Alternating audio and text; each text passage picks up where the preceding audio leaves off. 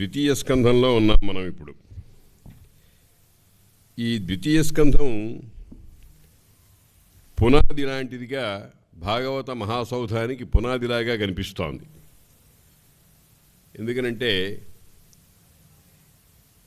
తరువాత తృతీయ స్కంధం దగ్గర నుంచి ఉండేటువంటి తత్వరహస్యాలు కథాత్మకంగా సూటిగా చెప్పి సమన్వయం చేసినటువంటి దానికి అన్నిటికీ కూడా బీజాలు ఇక్కడ వేశారు. అటువంటి ద్వితీయ స్కంధంలో మనం బ్రహ్మ నారద సంవాదం, బ్రహ్మదేవుడు అయా నాకు భాగవతం అనేటువంటిది శ్రీమన్నారాయణుని వల్ల ఏర్పడింది కనుక అది నేను నీకు ఇస్తున్నాను, నీవు లోకానికంతటికీ దానిని తెలిసేట్టు చెయ్యి అని అన్నారు. ఇక్కడ ఒక చిన్న భావన మనం చేసుకోవాలి.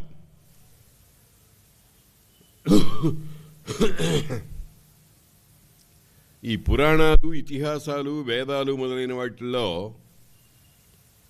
విద్య అంతా కూడా మౌఖికమే,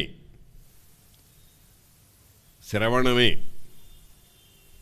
శ్రవణ మనన నిధిధ్యాసలు అని అన్నారు.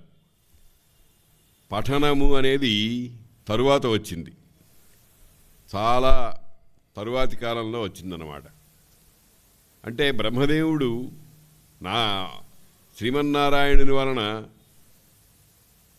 షార్ట్ హ్యాండ్లో తీసుకోవాలా భాగవతాన్ని. ఆయన చెప్పాడు, ఈయన విన్నాడంతే. ఆ విన్నది అట్టా స్థిరపడిపోయింది. అందుకనే మన వాళ్ళు ఒక మాట అన్నారు, పుస్తకస్థాచయ విద్య పరహస్తేచ యద్ధనం కార్యకాలే సమాయాతే నసా విద్యా న తద్ధనం అన్నారు. పుస్తకంలో ఉన్న విద్య, పరుడి చేతిలో ఉన్న డబ్బు, పనిపడినప్పుడు ఆ విద్య విద్య కాదు, ఆ ధనము ధనము కాదు అన్నారు. కాబట్టి బ్రహ్మోపదేశము, నారాయణుడికి భాగవతం అనేటువంటి దాన్ని బ్రహ్మగారికి నారాయణుడు ఉపదేశం చేస్తే, ఆ బ్రహ్మదేవుడు నారదుడికి ఉపదేశం చేస్తే, ఆ నారదుడు వ్యాసుడికి ఉపదేశం చేస్తే, వ్యాసుడు శుకునికి ఉపదేశం చేస్తే అంతా ముఖ వ్యాపారము, శ్రవణ వ్యాపారమే కానీ అక్షి వ్యాపారం లేదక్కడ. అంటే కంటితో చూడటం, చదవటం మొదలైనటువంటివి ఏమీ లేవు. అదే గాఢంగా ఉండిపోతుంది.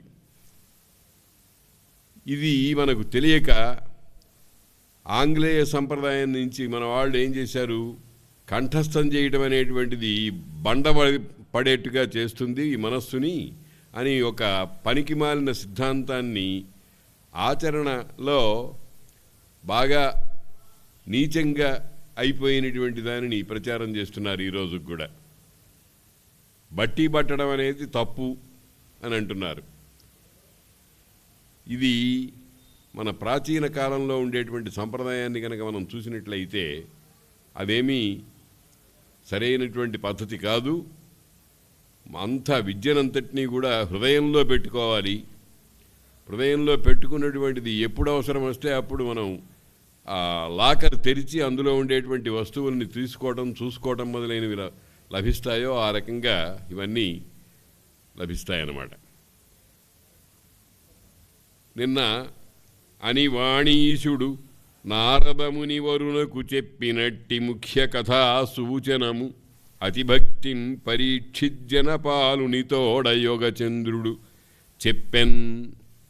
సుఖమౌని పరీక్షిత్తుకి బ్రహ్మనారద సంవాదాన్ని చెప్పిన తర్వాత విషయంలోకి వెడుతున్నాం. విను. సుఖయోగికి మనుజేసుడిట్లను మునినాథ దేవదర్శనము కలుగా నారదమునికి పంకేరుహభవుడు ఎరిగించిన తెరగు సత్కృపదలిర్పగణుతింప సత్వాది గుణశూన్యుడగు హరి కమలాక్షు లోకమంగళములైన కథలు నాకెరిగింప కైకొని. అయ్యా స్వామి మునినాథ, దేవదర్శనం కలిగేట్లుగా, భగవద్దర్శనం కలిగేట్టుగా నారద మునికి పంకేరుహభవుండెరిగించిన తెరంగు. నారదుడనేవానికి పంకేరుహభవుడు అంటే బ్రహ్మదేవుడు, పంకేరుహం అంటే పద్మము, పద్మమునందు పుట్టినటువంటి వాడు.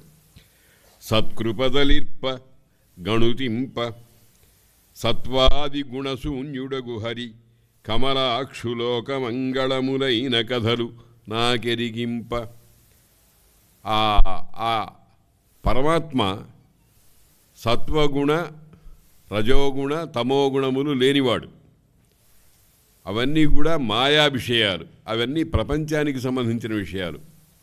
అటువంటి సత్వాది గుణ శూన్యుడగు హరి యొక్క కమలాక్షుడైనలో ఆ శ్రీ మహావిష్ణువు లోకమంగళములైన కథలు నాకెరిగింపన్, నాకు తెలియజేసినట్టయితే అవి నేను స్వీకరించి నిస్సంగమైన నా హృదయాబ్జమందు కృష్ణు భవ్య చరితుని ఆద్యంత భావశూన్యు చిన్మయాకారు అనగు లక్ష్మీ సమేతు నిలిపి నువ్వు చెప్పినట్టయితే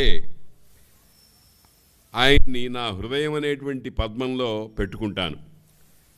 నా హృదయాబ్జమందు కృష్ణు, ఆయన కృష్ణుడు, భవ్యచరితుడు అంటే అతి శ్రేష్టమైనటువంటి, అందరూ కూడా స్వీకరించవలసినటువంటి గొప్ప చరిత్ర కలిగినటువంటి వాడు. ఆద్యంత భావశూన్యుడు, ఆయనకి ఆది అంతము అనేటువంటి భావాలు లేవు. అటువంటి చిన్మయాకారు, జ్ఞానమే ఆకారంగా అయినటువంటి వాడు. అనఘుడు, ఏ పాపము లేనటువంటి వాడు. లక్ష్మీ సమేతుడు, అమ్మవారు శక్తి, శ్రీ మహాలక్ష్మి, ఆ శక్తి స్వరూపంతో కూడి ఉన్నటువంటి వాడు. ఆయన్ని నా హృదయంలో నిలుపుకొని ఇటువంటి లక్షణాలు కలిగినటువంటి ఆ శ్రీమన్నారాయణుని నా హృదయంలో నిలుపుకొని అస్థిర విభవంబు నిఖిల హేయభాజనం బైన ఈ కడేవరము విడుతూ. అస్థిర విభవంబు, ఎక్కడ స్థిరత్వం లేదు. ఆగమ అపాయిన, వస్తూ ఉంటాయి పోతూ ఉంటాయన్నారు.